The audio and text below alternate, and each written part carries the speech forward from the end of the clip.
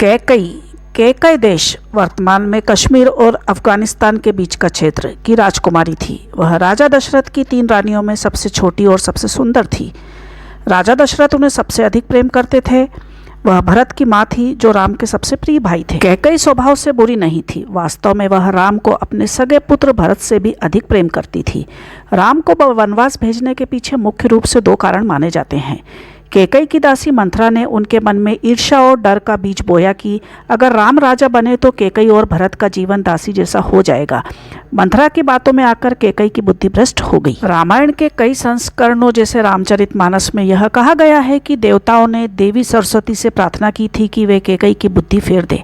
कारण यह था कि अगर राजा राम बन जाते और अयोध्या में ही रहते तो रावण का वध कभी नहीं होता। रावण को मारने के लिए राम का वन जाना आवश्यक था, इसलिए कैकई को माध्यम बनाया गया। कैकई केवल एक सुंदर रानी नहीं थी, वह एक कुशल योद्धा भी थी। एक बार राजा दशरथ देवताओं की ओर से असुरों के विरुद्ध युद्ध लड़ रहे थे। उस युद्ध में कैकई उनके साथ थी। युद्ध के दौरान दशरथ के रथ का धुरा टूट गया। कैकई ने अपनी उंगली लगाकर रथ को टूटने से बचाया और दशरथ के प्राणों की रक्षा की। इसी वीरता से प्रसन्न होकर दशरथ ने उन्हें 2 वरदान दिए थे, जिनका उपयोग कैकई ने बाद में राम के वनवास और भरत के राज्याभिषेक के लिए किया। आध्यात्मिक दृष्टि से देखें तो कैकई ने बदनामी का विष पिया ताकि राम को कीर्ति मिल सके। यदि कैकई वनवास ना देती तो राम केवल अयोध्या के राजा बनकर रह जाते। वे कभी भगवान राम और राक्षस हंता नहीं बन पाते।